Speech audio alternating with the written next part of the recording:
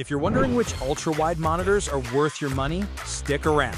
After we run through each product, I'll give you my personal take. Would I buy it or would I skip it?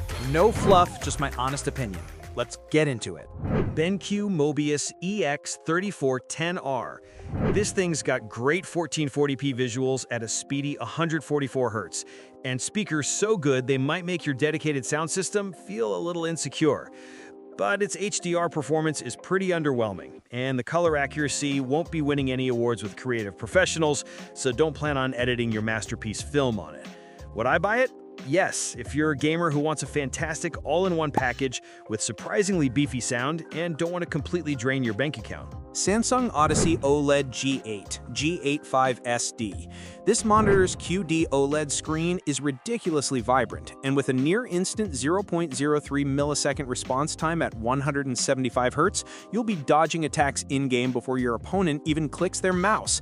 The only catch is the glare-free screen means you can no longer use your own reflection as an excuse for losing, and it uses mini-sized ports, which is just annoying.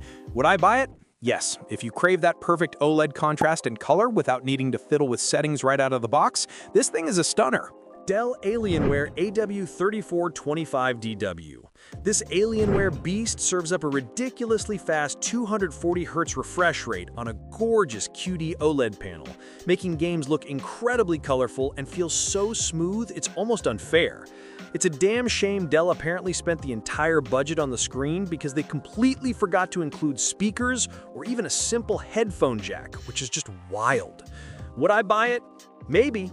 If you've already got a killer headset and want one of the fastest, most color-accurate gaming experiences money can buy, without the Samsung price tag.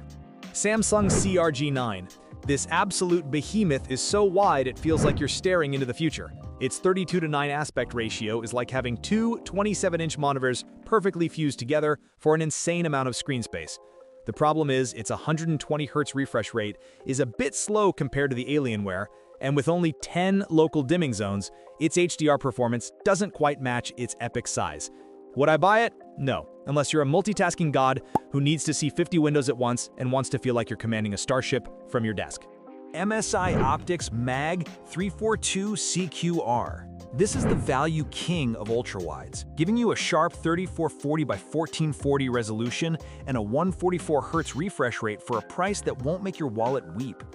Be warned though, being a VA panel, it can have some serious ghosting issues that might make you see trails in fast-paced games, which is less than ideal when you're trying to click on heads. Would I buy it? Yes, if you're diving into the world of ultrawides for the first time and want the most immersive gaming experience for your buck. Philips Evnia 49M2C8900. This 49-inch QD OLED beast is like having two 27-inch monitors flawlessly glued together, creating an incredibly immersive gaming experience with its 240 Hz refresh rate and stunningly vivid colors that are perfect right out of the box. But you will need a desk the size of a small country to fit it on, and some HDR content can look a bit murky in the shadows, which is a bummer. Would I buy it? Yes. The picture quality is so addictive, and the built-in audio is surprisingly killer, making its few small sins totally forgivable. LG 45GR65DC. This 45-inch mega-wide monitor gets brighter than most of its competitors and offers a super sharp image with excellent contrast for a VA panel. Rocking a speedy 200 Hz refresh rate and great color for both gaming and getting work done. However, the out-of-the-box grayscale is a bit off, and the minimum brightness is so high it might feel like you were staring directly into the sun during late-night sessions. Would I buy it? Maybe. It is a fantastic value for such a huge and high-performing screen, but you will have to fiddle with the settings to get the picture just right. Lenovo Legion R45W30. I call this the long boy because at 44.5 inches, this thing is a productivity champion with a built-in KVM for switching between computers, and it offers a decent 170 Hz refresh rate for a good price. Unfortunately, the colors look pretty washed out and the resolution feels a bit soft for a screen this wide, making it feel less like a premium gaming display and more like an office screen that's trying too hard. Would I buy it? No, because while it is a multitasking champ, the lackluster visuals are a deal breaker when other monitors in the same price range just look so much better for gaming. LG 34GS95QE-B. This 34-inch ultra-wide OLED delivers what you would expect from OLED. Absolutely perfect blacks and HDR highlights that pop, all running at a buttery smooth 240 Hz, which makes everything look amazing.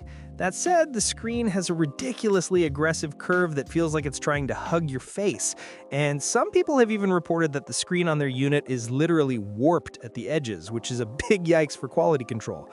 Would I buy it? Yes, the picture is just too gorgeous and the performance is too good to pass up, even if I have to get used to its weirdly infinite curve. Samsung Odyssey Neo G9 57 G95NC. This 57-inch monitor is so ridiculously massive and has such an insane dual Ultra HD resolution that it is basically a virtual reality headset for your desk. With mini LED technology that gets super bright and offers near OLED black levels without any risk of burning.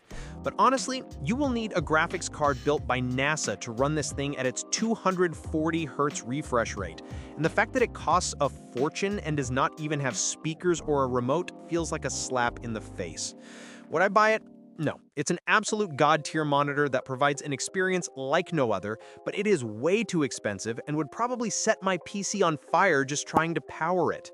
LG 45GX950A-B. This absolute monster of a 45-inch OLED gives you an insane 5K 2K resolution for incredible detail, but its matte screen finish kind of feels like putting ketchup on a filet mignon, and the full screen brightness isn't always the best. It does have a wild dual mode that lets you switch to a lower resolution at a blistering 330 Hz, which is like having two monitors in one, though your wallet will definitely feel the $2,000 hole it leaves. Would I buy it? Maybe, if I just won the lottery and wanted a monitor that's more versatile than a Swiss Army knife. Asus ROG Swift OLED PG34WCDM. This 34-inch OLED has a ridiculously fast 240 Hz refresh rate that makes everything feel buttery smooth, and its deep curve pulls you into games so hard you might forget where you are. The problem is, the WOLED panel can make text look a bit fuzzy with some color fringing, which is a bit of a letdown compared to its rivals, and the price tag is high enough to make you question your life choices. Would I buy it? Yes, if my main goal was pure, unadulterated gaming immersion, and I was willing to ignore the slightly janky text for that sweet 240 Hz OLED goodness. MSI 491QCP-XP. This 49-inch QD OLED is so wide, it's basically two monitors glued together, giving you an absolutely massive field of view in games that makes you feel like you have superpowers. On the flip side, watching movies on this thing is a joke with huge black bars on the sides, and the constant OLED care pop-ups are more annoying than a backseat driver. Would I buy it? No. This 32:9 aspect ratio is a bit too niche for me, and I'd rather not have my monitor nagging me about burn-in all the time. LG 34GP83A-B. For a more reasonable price, this 34-inch IPS monitor delivers a crisp 3440 by 1440 resolution and a speedy 160 Hz refresh rate, making it a fantastic all-rounder for both gaming and getting work done. Don't expect to be blown away by the visuals in a dark room though, as its low contrast makes blacks look more like a washed-out gray, and the HDR performance is pretty forgettable. Would I buy it? Yes, this is the sensible choice that balances performance and price without any of the crazy OLED drama. AOC CU34G2X. This is the budget king of ultrawides, giving you a 34-inch curved screen with 144 Hz refresh rate for a price that won't require you to sell a kidney. You get what you pay for though, as fast-paced games can turn into a blurry mess with noticeable black smearing, and if you move your head even slightly, the narrow viewing angles will make the colors shift. Would I buy it? No. That black smearing in dark scenes would drive me insane, even if the price is tempting. Dell Alienware AW3423DWF. This thing's QD OLED panel gives you perfect inky blacks and colors so vibrant, they'll make you question if the real world is just low res. But the text can sometimes look like it's been on a 3-day bender thanks to some funky color fringing. It has a near instantaneous response time, which is mind-blowing for gaming, though it's not the brightest screen, so you might lose a fight with a sunny window, and there's always that tiny fear of OLED burn-in whispering in your ear. Would I buy it? Yes, the gaming performance and stunning contrast are so damn good that I can forgive the slightly weird text. Corsair Xeon Flex 45WQHD240. This is the party trick of monitors. It's a massive 45-inch beast that you can physically bend from a flat screen to a super immersive curve, which feels like something out of a sci-fi movie. You get a buttery smooth 240Hz refresh rate, but the resolution is only 1440p, which on a screen this big makes pixels look like they're social distancing, and the price tag will make your bank account want to file for divorce. Would I buy it? Maybe, if I won the lottery and wanted to show off a monitor that bends more than the truth, but that low pixel density is a serious bummer for such an expensive display. MSI MPG 341C QPX. This monitor is an absolute gaming monster with a 240Hz QD OLED panel that delivers gorgeous colors and response times so fast you'll think you have superpowers. The screen is so glossy, it doubles as a high-definition mirror, so you can watch your own disappointed face in real time when you get wrecked. And the stand takes up more desk space than a small dog. Would I buy it? Yes, a 240Hz QD OLED with a 3-year burn-in warranty is a dream combo for any serious gamer. Just make sure you play in a dark room. Dell S3422WGG.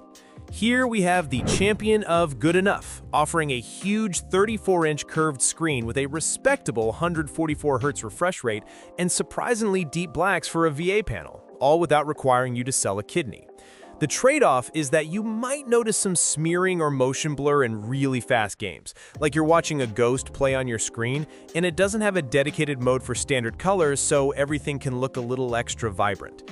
Would I buy it? Yes, this is one of the best value ultra-wide monitors you can get, delivering a premium experience for a not-so-premium price.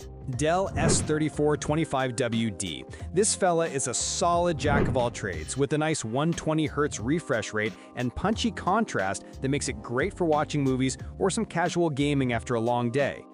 However, if you're a serious photo or video editor, you might want to look elsewhere because the color accuracy isn't quite as advertised and the brightness can be a bit uneven across the screen, like it can't make up its mind. Would I buy it? Maybe, if my main goal was to have a big, immersive screen for media and light productivity, and I wasn't doing color-critical work. Thanks for watching. I hope this video helped you pick the ultra-wide monitors for you. If you have any questions, drop a comment below. Links to all of these products mentioned in this video will be in the description.